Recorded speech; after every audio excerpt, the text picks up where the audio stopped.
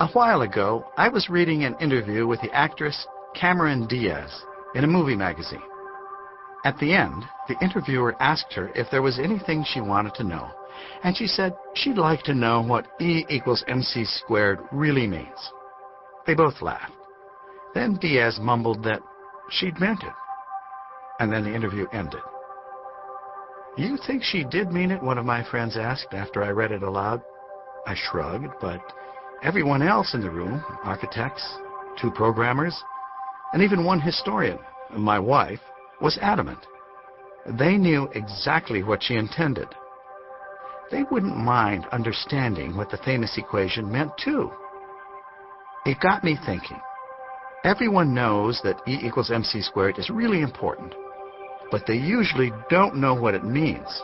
And that's frustrating, because the equation is so short that you'd think it would be understandable.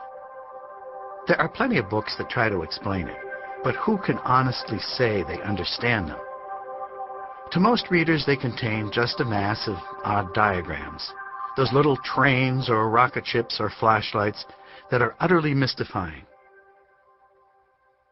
Even first-hand instruction doesn't always help, as Chaim Weizmann found when he took a long Atlantic crossing with Einstein in 1921. "Einstein explains his theory to me every day," Weizmann said, "and soon I was fully convinced that he understood it." I realized there could be a different approach. The overall surveys of relativity fail not because they're poorly written, but because they take on too much. Instead of writing yet another account of all of relativity, let alone another biography of Einstein, those are interesting topics but have been done to death, I could simply write about E equals mc squared. That's possible, for it's just one part of Einstein's wider work. To a large extent, it stands on its own. The moment I started thinking this way, it became clear how to go ahead. Instead of using the rocket ship and flashlight approach, I could write the biography of E equals mc squared. Everyone knows that a biography entails stories of the ancestors, childhood, adolescence, and adulthood of your subject. It's the same with the equation. The book begins accordingly with the history of each part of the equation, the symbols E, M, C, equal, and squared. For each of these, the equation's ancestors, I focus on a single person or a research group whose work was especially important in creating our modern understanding of the terms. Once the nature of those symbols is clear, it's time to turn to the equation's birth. This is where Einstein enters the book. His life as a patent clerk in 1905, what he'd been reading, and what he'd been thinking about, which led to all those symbols he wove together in the equation hurtling into place in his mind. If the equation and its operations had stayed solely in Einstein's hands, our book would simply have continued with Einstein's life after 1905. But pretty quickly, after this great discovery, his interests shifted to other topics. His personal story fades from the book, and instead, we pick up with other physicists, more empirical ones now, such as the booming, rugby-playing Ernest Rutherford and the quiet ex-POW James Chadwick, who together helped reveal the detailed structures within the atom that could, in principle, be manipulated to allow the great power the equation spoke of to come out. In any other century, those theoretical discoveries might have taken a long time to be turned into practical reality. But the details of how Einstein's equation might be used became clear early in 1939, just as the 20th century's greatest war was beginning. A long central section of the book homes in on the equation's coming of age here in the furious race between scientists based in the United States and those in Nazi Germany to see who could build a deathly planet-controlling bomb first. The history is often presented as if America's victory were inevitable due to the country's industrial superiority.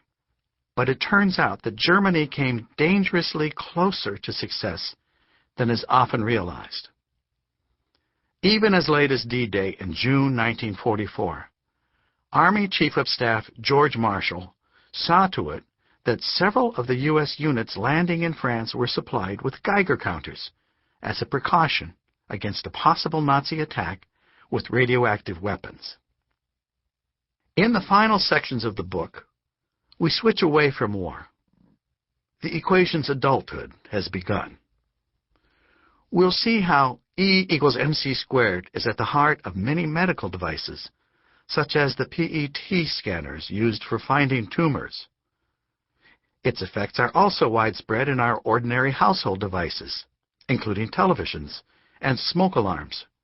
But even more significant is how its power stretches far out into the universe, helping to explain how stars ignite and our planet keeps warm, how black holes are created, and how our world will end. At the very end of the book, there are detailed notes for readers interested in more mathematical or historical depth. Further background explanations are available at the website davidbodanis.com.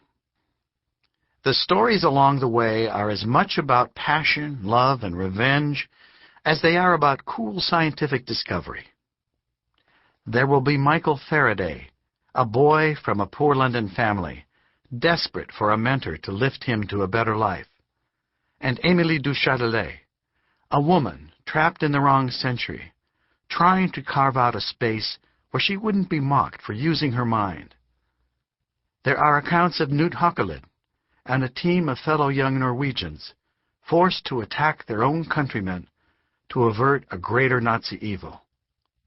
Cecilia Payne, an Englishwoman who finds her career destroyed after daring to glimpse the sun's fate in the year AD 6 billion. And a 19-year-old Brahmin, Subramanian Chandrasekhar, who discovers something even more fearful, out in the beating heat of the Arabian Sea in midsummer. Through all their stories, as well as highlights from those of Isaac Newton, Werner Heisenberg, and other researchers, the meaning of each part of the equation becomes clear.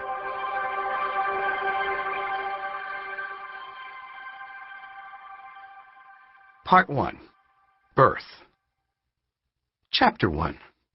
Berne Patent Office, 1905.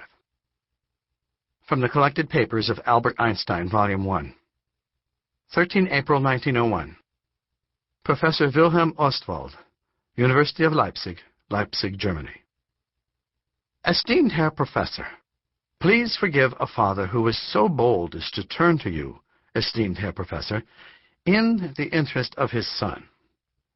I shall start by telling you that my son, Albert, is 22 years old, that he feels profoundly unhappy with his present lack of position, and his idea that he has gone off the tracks with his career and is now out of touch gets more and more entrenched each day.